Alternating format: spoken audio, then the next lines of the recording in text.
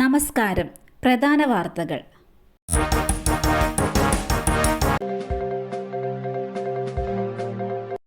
മതാധിഷ്ഠിത civil code അല്ല, രാജ്യത്തിനാവശ്യം മതേതര civil കോഡെന്ന് പ്രധാനമന്ത്രി.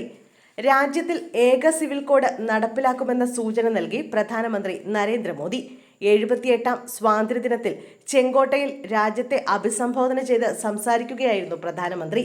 മതാധിഷ്ഠിത സിവിൽ കോഡല്ല, മതേതര സിവിൽ കോഡാണ് കാലത്തിന് ആവശ്യം. വിവേചനം അവസാനിപ്പിക്കാൻ മതേതര സിവിൽ കോഡ് അനിവാര്യമാണ്.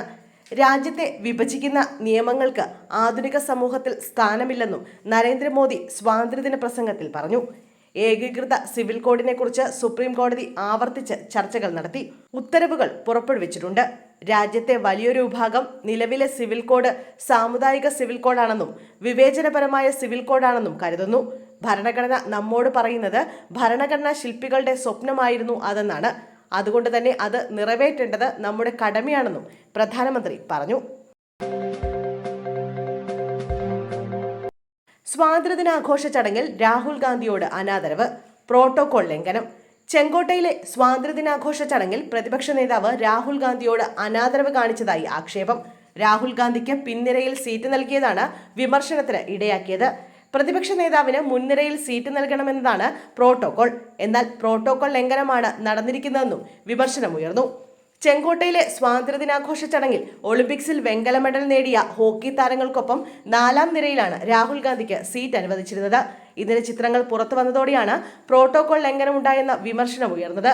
സർക്കാരിന്റെ നടപടിക്കെതിരെ സമൂഹ മാധ്യമങ്ങളിൽ രൂക്ഷ വിമർശനമുയർന്നു. പ്രതിപക്ഷ നേതാവ് എന്ന പദവിയെ അപമാനിക്കുന്നതാണ് സർക്കാരിന്റെ നടപടിയെന്നും വിമർശനമുയർന്നിട്ടുണ്ട്. തിരുവനന്തപുരത്ത് നിന്ന് തട്ടിക്കൊണ്ടുപോയ തമിഴ്നാട് സ്വദേശിയെ കണ്ടെത്തി. തിരുനെൽവേലി സ്വദേശി ഉമറിനെയാണ് തട്ടിക്കൊണ്ടുപോയത്. ഉമറിനെ വഞ്ചിയൂർ പോലീസ് സ്റ്റേഷനിൽ എത്തിച്ച് ചോദ്യം ചെയ്തു വരികയാണ്. സ്വർണം പൊട്ടിക്കൽ സംഘമാണ് യുവാവിനെ തട്ടിക്കൊണ്ടുപോയതെന്ന് പോലീസ് പറഞ്ഞു. വിദേശത്തു നിന്നും വന്ന ആളിൽ നിന്നും 64 ഗ്രാം സ്വർണം വാങ്ങാനാണ് ഉമർ എത്തിയത്. എന്നാൽ സ്വർണം കൈമാറിയിരുന്നില്ല. ഉമറിന്റെ കൈവശം സ്വർണമുണ്ടെന്ന ധാരണയിലാണ് സംഘം തട്ടിക്കൊണ്ടുപോയത്.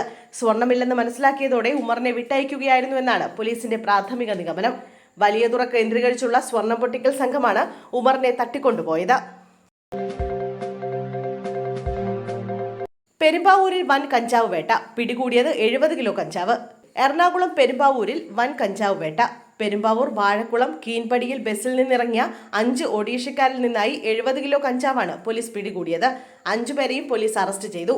തടിയിട്ടപ്പറമ്പ് പോലീസിന്റെയും പെരുമ്പാവൂർ ASPയുടെ സ്ക്വാഡും സംയുക്തമായി നടത്തിയ പരിശോധനയിലാണ് കഞ്ചാവ് പിടിച്ചെടുത്തത്. രഹസ്യ വിവരം കിട്ടിയതിനെ തുടർന്നാണ് പോലീസ് സ്ഥലത്ത് പരിശോധനയ്ക്കെത്തിയത്. തുടർന്ന് ബസ്സിറങ്ങിയ 5-അംഗ സംഘത്തിന്റെ ബാഗുകൾ വിശദമായി പരിശോധിക്കുകയായിരുന്നു. ബാഗിനുള്ളിലെ വലിയ പൊതികൾ കണ്ട് ഉദ്യോഗസ്ഥർ തന്നെ ഞെട്ടി. ബാഗുകളിൽ കടത്താൻ ശ്രമിച്ചത് 70 കിലോ കഞ്ചാവാണെന്ന് പരിശോധനയിൽ വ്യക്തമായി. യുവ ഡോക്ടറുടെ കൊലപാതകം. കേരളത്തിലും യുവ ഡോക്ടർമാർ നാളെ സമരത്തിൽ. കൊൽക്കത്തയിലെ യുവ ഡോക്ടറുടെ കൊലപാതകത്തിൽ കേരളത്തിലും പ്രതിഷേധം ശക്തമാകുന്നു. കേരളത്തിൽ യുവ ഡോക്ടർമാർ നാളെ OPയും വാർഡ് ഡ്യൂട്ടിയും ബഹിഷ്കരിച്ച് സമരം നടത്തും. സെൻട്രൽ പ്രൊട്ടക്ഷൻ ആക്ട് നടപ്പാക്കണമെന്നാവശ്യപ്പെട്ട് PG ഡോക്ടർമാരും സീനിയർ റെസിഡന്റ് ഡോക്ടർമാരുമാണ് സമരം ചെയ്യുന്നത്. ഉത്തരവാദിത്തപ്പെട്ട ഉദ്യോഗസ്ഥരെ പുറത്താക്കണം. യുവ ഡോക്ടറുടെ കൊലപാതകത്തിൽ ഉൾപ്പെട്ട എല്ലാവരെയും 48 മണിക്കൂറിനകം പിടികൂടണമെന്നുമാണ് ഇവർ ഉയർത്തുന്ന ആവശ്യം. അതേസമയം അത്യാഹിത വിഭാഗങ്ങളിൽ സേവനമുണ്ടാകും. ജോയിന്റ് ആക്ഷൻ ഫോറത്തിന്റെ ഭാഗമായാണ് കേരളത്തിൽ KMPGA സമരം പ്രഖ്യാപിച്ചത്. ജോലിക്കായി വിളിച്ചു വരുത്തി ദളിത് യുവതിയെ മദ്യം നൽകി പീഡിപ്പിച്ചു. യുവാവ് അറസ്റ്റിൽ. ആലപ്പുഴയിൽ ദളിത് യുവതിയെ മദ്യം നൽകി പീഡിപ്പിച്ചതായി പരാതി. പാലക്കാട് സ്വദേശിയായ 19-കാരിയാണ് പീഡനത്തിനിരയായത്. ആലപ്പുഴ നഗരത്തിലാണ് സംഭവം. ലോഡ്ജിലെത്തിച്ച് മദ്യം നൽകിയ ശേഷമായിരുന്നു പെൺകുട്ടിയെ പീഡിപ്പിച്ചത്. സംഭവത്തിൽ കോട്ടയം ഭരണങ്ങാനം സ്വദേശി സബിൻ മാത്യുവിനെ പോലീസ് അറസ്റ്റ് ചെയ്തു. ജോലിക്കായി വിളിച്ചു വരുത്തിയായിരുന്നു പീഡനമെന്ന് DYSP P മധുബാബു പറഞ്ഞു. ആഫ്രിക്കയിൽ മങ്കി പോക്സ് പടരുന്നു. ആരോഗ്യ അടിയന്തരാവസ്ഥ പ്രഖ്യാപിച്ച ലോകാരോഗ്യ സംഘടന. ആഫ്രിക്കൻ രാജ്യങ്ങളിൽ മങ്കി പോക്സ് വ്യാപിക്കുന്ന സാഹചര്യത്തിൽ പൊതുജനാരോഗ്യ അടിയന്തരാവസ്ഥ പ്രഖ്യാപിച്ച ലോകാരോഗ്യ സംഘടന കുട്ടികൾക്കും മുതിർന്നവർക്കുമിടയിൽ കേസുകൾ സ്ഥിരീകരിക്കുകയും ചെയ്തു. 2 വർഷത്തിനിടെ ഇത് 2ാം തവണയാണ് മങ്കി പോക്സിൽ ആരോഗ്യ അടിയന്തരാവസ്ഥ പ്രഖ്യാപിക്കുന്നത്. റിപ്പബ്ലിക് ഓഫ് കോങ്കോയിൽ പൊട്ടിപ്പുറപ്പെട്ട മങ്കി പോക്സ് അതിവേഗം മറ്റു രാജ്യങ്ങളിലേക്ക് വ്യാപിച്ചതോടെയാണ് ജാഗ്രതാ നിർദ്ദേശവും അടിയന്തരാവസ്ഥയും ലോകാരോഗ്യ സംഘടന പ്രഖ്യാപിച്ചത്. ആഫ്രിക്കൻ രാജ്യമായ കോങ്കോയിൽ 450-ലധികം ആളുകളാണ് വൈറസ് ബാധിച്ച് മരിച്ചത്. ഇത് നമ്മെയെല്ലാം ആശങ്കപ്പെടുത്തുന്ന കാര്യമാണ്. ആഫ്രിക്കയ്ക്ക് അപ്പുറത്തേക്കും പുറത്തേക്കും കൂടുതൽ വ്യാപിക്കാനാണ് സാധ്യത. വളരെ ആശങ്കാജനകമാണ്. WHO director general Tedros അധോനം Ghebreyesus പറഞ്ഞു. ചെങ്ങന്നൂരിൽ വീട്ടിലിരുന്ന് കൗതുക വസ്തു നിർമ്മിച്ചുകൊണ്ടിരിക്കെ യുവാവ് ഷോക്കേറ്റ് മരിച്ചു. ചെങ്ങന്നൂരിൽ ഷോക്കേറ്റ് യുവാവ് മരിച്ചു. കൗതുക വസ്തുക്കൾ നിർമ്മിക്കുന്നതിൽ വിദഗ്ധനായ ചെങ്ങന്നൂർ സ്വദേശി വിപിനാണ് മരിച്ചത്. 29 വയസ്സായിരുന്നു. വീട്ടിൽ വെച്ച് ചുണ്ടൻ വള്ളത്തിന്റെ മാതൃക നിർമ്മിക്കുകയായിരുന്നു വിപിൻ. ഇതിനിടെയാണ് ഷോക്കേറ്റത്. ഉടനെ ആശുപത്രിയിൽ എത്തിച്ചെങ്കിലും രക്ഷിക്കാനായില്ല. ചെറുപ്പം മുതൽ കൗതുക വസ്തുക്കളും ചെറുശില്പങ്ങളും നിർമ്മിക്കുന്നതിൽ വിദഗ്ധനായിരുന്നു വിപിൻ. ഇതിനോടകം നിരവധി വസ്തുക്കൾ പ്രദർശിപ്പിക്കുകയും വിൽപ്പന നടത്തുകയും ചെയ്തിട്ടുണ്ട്.